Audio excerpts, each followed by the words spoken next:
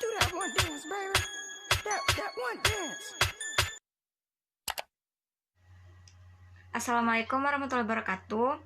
Perkenalkan, nama saya Suci Purwasih. Saya dari Fakultas MIPA, jurusan Biologi, program studi S1 Pendidikan Biologi. Saya dari kelas B.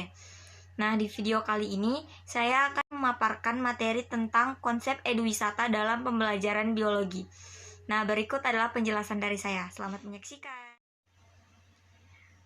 Oke, selanjutnya kita masuk pada pembahasan pertama, yaitu konsep eduwisata pada pembelajaran biologi. Sebelumnya kita harus mencari tahu apakah yang dimaksud dengan pembelajaran biologi.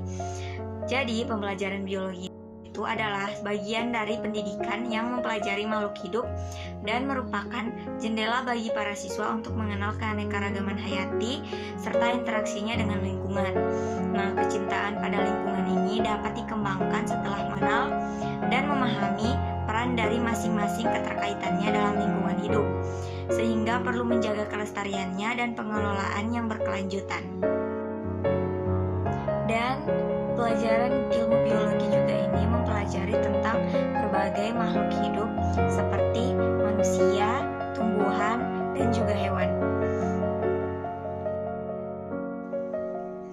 Nah, selanjutnya kita harus mencari tahu lagi apa yang dimaksud dengan eduwisata. Nah, eduwisata di sini dia itu adalah suatu kegiatan perjalanan wisata yang merupakan suatu perjalanan untuk menggabungkan unsur kegiatan wisata dan muatan pendidikan dan pembelajaran tersebut. Nah, sehingga dapat mengubah cara untuk memperoleh pengembangan pengetahuan guna mendapatkan pengalaman belajar secara langsung di dalamnya. Dengan kata lain, eduwisata di sini itu dilakukan untuk bertujuan untuk pendidikan, namun dilakukan dengan cara yang unik seperti berwisata. Nah, untuk pendekatan pengelolaannya itu kita bisa menggabungkan antara ekowisata dan juga konservasi. Maksudnya di sini itu kan ekowisata ini merupakan bentuk wisata yang dikelola dengan pendekatan konservasi. Apabila ekowisata pengelolaan alam dan budaya masyarakat yang menjamin kelestarian dan kesejahteraan, sementara konservasi ini dia merupakan upaya menjaga kelangsungan pemanfaatan sumber daya alam untuk waktu kini dan nanti.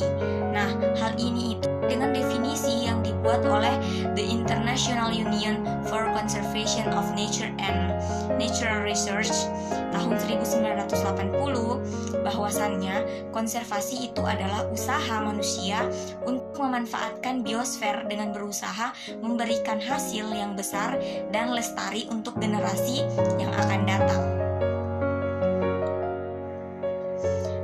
Sekarang kita masuk di konsep-konsep dalam eduwisata.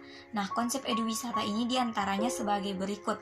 Yang pertama ada eduwisata agro, yang kedua ada eduwisata art, yang ketiga ada eduwisata history, dan yang keempat ada eduwisata science. Nah, di sini dari berbagai konsep-konsep eduwisata ini kita sudah bisa lihat bahwasannya konsep eduwisata sudah sangat bisa kita gabungkan atau bisa kita sambungkan dengan pendidikan biologi ini, mulai dari konsep eduwisata sainsnya sendiri. Nah, sebelumnya saya akan menjelaskan apa yang dimaksud dari keempat konsep eduwisata ini. Yang pertama, ya ada eduwisata agro. Nah, eduwisata agro dia merupakan konsep yang menggabungkan prinsip wisata dan pertanian. Dalam hal ini, wisatawan akan memperoleh wawasan tentang pertanian dengan praktik langsung di sawah atau kebun. Selanjutnya kita pergi ke eduwisata art. Eduwisata art ini dia adalah konsep yang menggabungkan prinsip wisata dan seni. Nah, destinasi eduwisata art ini biasanya adalah seperti museum-museum yang memamerkan berbagai karya seni seperti lukisan, keramik, dan juga patung. Nah, untuk yang ketiga ada konsep eduwisata history. Konsep eduwisata ini adalah konsep eduwisata yang bertujuan memberikan wawasan sejarah suatu tempat di masa lalu. Destinasi eduwisata history ini dia biasanya seperti museum berisi koleksi-koleksi atau benda-benda penting di masa lampau. Selanjutnya ada eduwisata science. Eduwisata ini mengajak belajar tentang aplikasi ilmu sains, mulai dari biologi, fisika, kimia, dan lain-lain, dengan cara yang menyenangkan. Nah, destinasi ediwisata sains inilah yang dapat kita kunjungi di Indonesia, diantaranya adalah planetarium. Nah, melalui beberapa konsep ini, kita sudah dapat mengetahui bagaimana bentuk dari konsep ediwisata dalam pembelajaran biologi ini.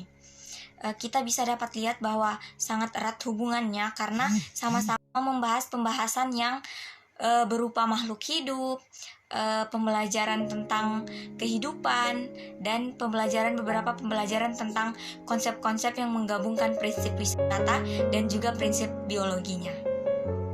Oke, sekarang karena tadi kita sudah mengetahui apa-apa saja konsep ediwisata dalam biologi, sekarang kita hanya tinggal mengambil kesimpulan bahwasannya pembelajaran biologi ini adalah suatu pembelajaran tentang kehidupan, tentang makhluk hidup seperti tumbuhan, hewan, dan juga manusia.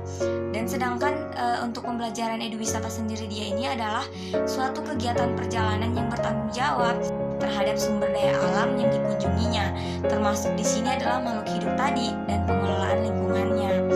Dan untuk menikmati kehidupan sebagai daya tarik ekowisata, maka diperlukan suatu jembatan, yaitu interpretasi, sehingganya orang-orang yang menikmati sumber daya biologi tadi ini itu akhirnya lebih mengerti dan memahami kehidupan dan lingkungannya karena dia mengaplikasikan pendidikan ediwisata dan menyambungkannya dengan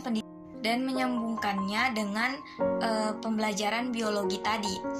Nah, untuk hubungan antar ekowisata dengan pendidikan ini menjadi sangat erat dalam menginterpretasikan nilai dari lingkungan, budaya, dan pengelolaan sumber daya alamnya tadi. Nah, pendidikan ini dia bukan hanya untuk sebagai sarana satu arah untuk mentransfer informasi tentang lingkungan, namun juga memberikan penjelasan, stimulasi, pendorong, penginspirasi, dan memberikan pengertian tentang ediwisata yang menarik, yang menantang, dan bagaimana menikmatinya dengan tetap memelihara dan mengelola lingkungan dengan bijak. Nah, usaha kita ini dapat menjadikan kesempatan besar sebagai pengalaman edukasi mengenal dunia ciptaan yang diciptakan oleh Tuhan yang sangat bernilai ini.